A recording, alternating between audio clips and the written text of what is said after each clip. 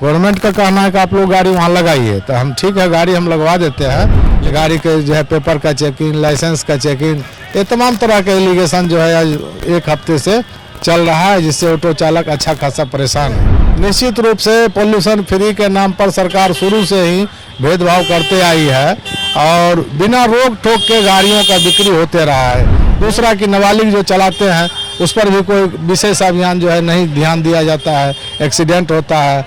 और e rickshaw के साथ जो है वो पटना जंक्शन में नो एंट्री जोन घोषित किया गया है कि जीपीओ से उधर नहीं आना है, डाक बंगला से नहीं आना है, स्टेशन गोलंबर पर नहीं रहना है। नमस्कार, मैं नंदन, आप देख रहे हैं एक न्यूज़ 24। हमारे साथ इस वक्त जुड़े हुए हैं बिहार राज्य ऑटो चालक संघ के उपाध्यक्ष नवीन मिश्रा जी। आप लोग इनसे वाकिफ होंगे ही। हम जानेंगे इनसे सबसे पहला सवाल कि क्या ऑटो संबंधित जितनी परेशानियां थी पिछले 4 महीने 5 महीने से वो रुकी या फिर अभी भी चल रही है? रुकी नहीं है। रुकी इसलिए नहीं है कि जो व्यवस्था होना चाहिए वो कैंपस तो बन के तैयार है, लेकिन उसका कनेक्टिविटी नहीं है। कनेक्टिविटी नहीं रहने से सिर्फ ऑटो चालक जाके वहाँ पर लगाएंगे तो रोजगार कैसे होगा। गवर्नमेंट का कहना है कि आप लोग गाड़ी वहाँ लगाइए, तो हम ठीक है गाड़ी हम लगवा देते हैं, लेकिन एक भी यात्री आने का वहाँ पर इंतजाम नहीं है, तो सिर्फ गाड़ी लगा करके कैसे लोग अपना रोजगार धंधा करेगा। इसीलिए समस्या तो बरकरार है। और अभी पर्व त्यौहार का टाइम है, लोग बाहर से आ रहे हैं, अपने घरों को जा रहे हैं, सवारी इस बीच में जो है माने अनावश्यक रूप से गाड़ी के जो है पेपर का चेकिंग, लाइसेंस का चेकिंग, ये तमाम तरह के एलिगेशन जो है आज एक हफ्ते से चल रहा है, जिससे ऑटो चालक अच्छा खासा परेशान है। सबसे दिक्कत वाली बात यह है कि जब गाड़ी एक बार किसी जुर्म में वो पकड़ी जाती है तो सीधे उसको 5,000 फाइन लगाया जाता है। ये नहीं देखा जाता है कि हाँ इसका पेपर है नहीं है। पेपर से कोई मतलब जो है प्रशासन को नहीं है।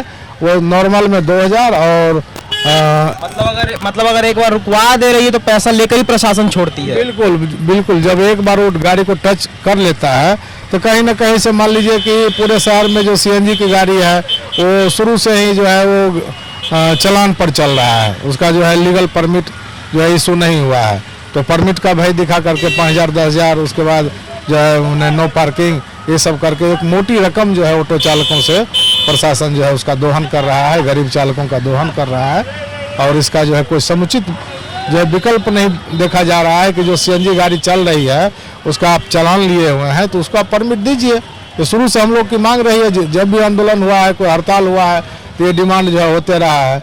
स्टेशन गोलंबर की बात है तो गोलंबर पर जो एलिगेशन या जो यहाँ पर भीड़ भाड़ रहता है उसमें ट्रैफिक का भी पूरा सहयोग रहता है। जो अगर बात करें ऑटो की और ई रिक्शा की तो उनके भी 36 का आंकड़ा शुरू से चलता है। ई रिक्शा और ऑटो को साथ में लेकर चलने की बात करें तो, और यही कारण है कि जहाँ तक ई रिक्शा है उनके पास सब कुछ होते हुए भी उन पर कोई कार्रवाई नहीं होती है। जैसा कि ना परमिट रहता है ना लाइसेंस रहता है, फिर भी कोई देख रेख उसका नहीं करता है। बच्चे भी 17 साल 18 साल से नीचे के चलाते हैं और आप लोगों के पास लाइसेंस है, परमिट है, और बस एक चीज़ 2 चीज़ को लेकर ही आप लोगों पर दोबारा से कार्रवाई होती है। तो आपको क्या लगता है कि ये दुर्व्यवहार, भेदभाव है? ये निश्चित रूप से पोल्यूशन फ्री के नाम पर सरकार शुरू से ही भेदभाव करते आई है और बिना रोक टोक के गाड़ियों का बिक्री होते रहा है।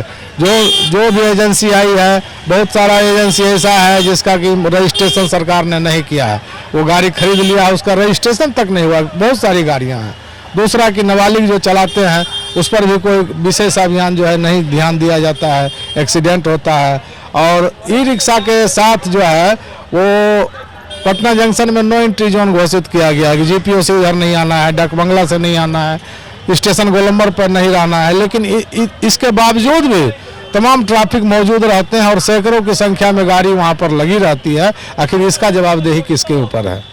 ये तो जवाबदेही तय करना पड़ेगा। अगर बात करें जीपीओ ऑटो स्टैंड की तो वहाँ पर शुरू से एक बात सामने आती थी और हमने आपको बताया भी है कि वहाँ पर लिमिटेड जगह नहीं था कि लोग ऑटो लगा सके। इस कारण से ड्राइवर्स को मजबूरन ऑटो रोड पे लगाना पड़ता था और उनका चालान काट दिया जाता था। यहाँ पर छठ पूजा आ चुका है, यहाँ पर बहुत सारे यात्री आते भी होंगे और ऑटो ढूंढते भी होंगे, तो मजबूरन आप लोगों को रोड पर ही लगाना पड़ता होगा। तो क्या उसमें भी चालान कटता है आपका? क्योंकि ई रिक्शा वाले का तो नहीं कटता, ये देखा गया।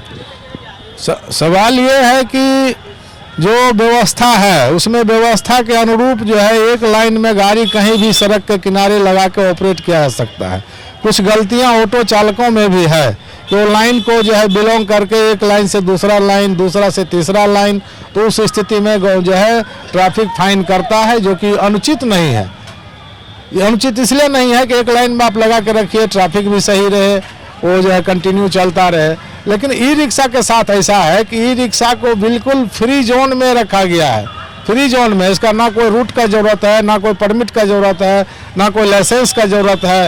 ये जो है बेधरल्ले से, जहाँ 15,000 ऑटो रिक्शा का परिचालन यहाँ हो रहा है, उसमें 10,000 ऑटो रिक्शा का जो है वो सिर्फ चलान पर गाड़ियाँ हैं, उसका परमिट सरकार ने इशू नहीं किया है। और वहीं 17,000 जो है ई रिक्शा वो नाबालिग से लेकर के जो है बिल्कुल असंगठित क्षेत्र के लोग खरीद करके जो है चला रहे हैं, और सामाजिक तत्व जो है उसमें घुसा हुआ है। उसका कहीं से कोई जो है माने उस पर रोक टोक नहीं है, जो कि शहर के लिए बहुत ही खराब चीज़ है, यात्री के लिए खराब चीज़ है।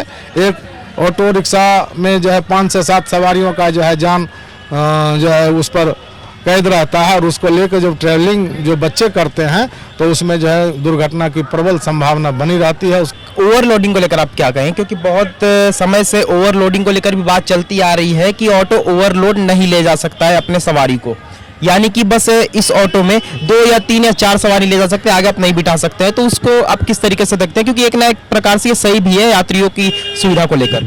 ये शुरू से ही जो है हम लोग का एजेंडा रहा है कि यदि ऑटो रिक्शा है 3 सवारी चढ़ाने का उसमें परमिट में प्रावधान है, तो एक मौखिक रूप से जो है वो शुरू से ड्राइवर के बाएं तरफ जो है वो चलाने की जो है मौखिक अनुमति, माने अनऑफिशियल जो है अनुमति, वो हम लोग को दशकों से मिला हुआ है।